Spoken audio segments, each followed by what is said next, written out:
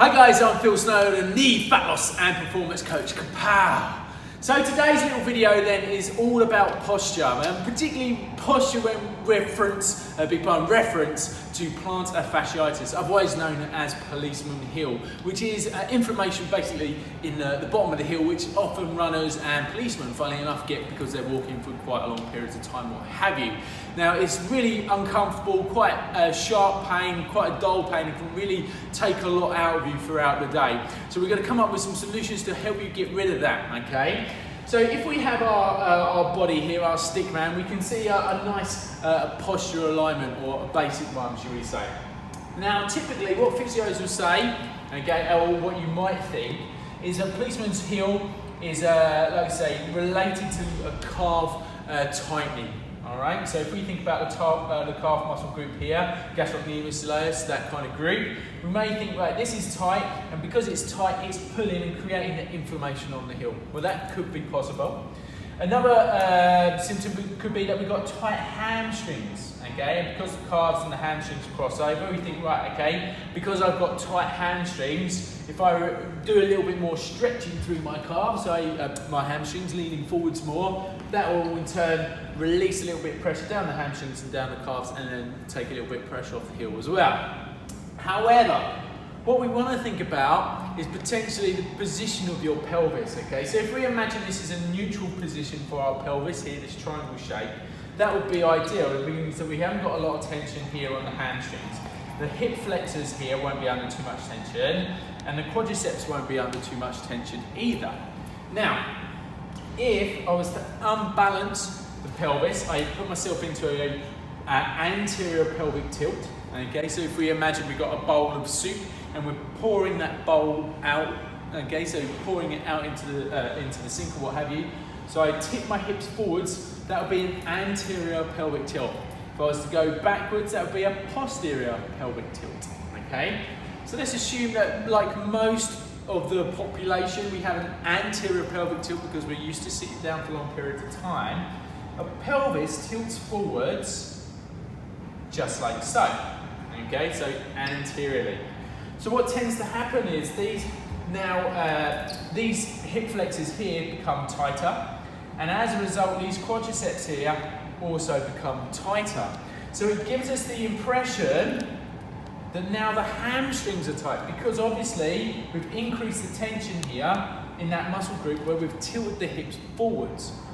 So that's obviously going to put increased tension through the calves, and obviously potentially give us increased tension through the bottom of the heel and the inflammation as well. So what we maybe need to be thinking about is releasing tension through the quadriceps here and through those hip flexors, so that we're balancing out this pelvis again, okay, into this neutral pelvis, if you like, releasing the tension on the hamstrings, releasing the tension on the gastrocs and soleus, and hence releasing the tension on the heel as well. So that could be one of the causes there, tight quadriceps, tight flexor groups as well. So what I'm going to show you now, folks, okay, is some massage techniques for your quadriceps using SMR, and also some nice stretches for the hip flexors as well. So let's go to it. Right, okay then guys, so we're just going to use a foam roller here just to roll out the quadricep group, okay? See if we can get into the hips there as well. So literally all I'm doing then is just getting the roller on top of my knee, and I'm getting into this plank-like position where I'm supporting myself just on my right knee here. So all I'm going to gently do is roll down, just nice and steady, as if I'm stripping wallpaper. Just looking for tender areas, okay, points of discomfort, not where I'm ripping the floor up with my fingernails, but certainly if we was using a scale of 1 to 10, I'm feeling about a 7, 8 out of 10 of discomfort. Then I want to increase that a little bit more by bending the knee, just pulling my heel towards my butt slowly, so you can see the expression on my face that that's not particularly comfortable. All right, and I'm just going to release there, move on to the next point, okay? Now I'm going to work on different sections of the leg, okay, and working upwards. And then the next thing I can do is, like, as if I'm strumming a guitar, okay, is just roll the leg from left to right. Oh my gosh, that's quite uncomfortable. Okay, so you can see my foot rotating there. And then lastly, again, working my way up towards my leg, I'm just going to do this shearing movement. So keeping the pressure on my thigh, but kind of scrubbing my leg from left to right. Okay, just like so. Next then I'm going to work into the hip, okay, so ideally a harder roller might be better, or maybe a ball.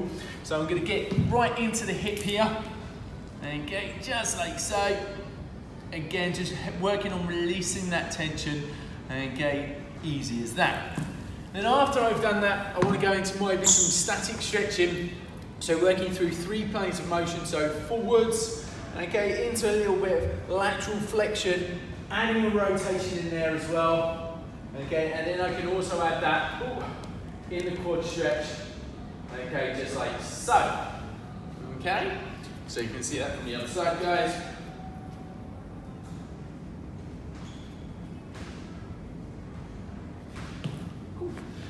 So yes, not a typical way of prescribing or treating Policemans heel or plantar fasciitis, but give it a go if you were suffering. All right, see what results you may get from that. Keep it real, guys. Until next time.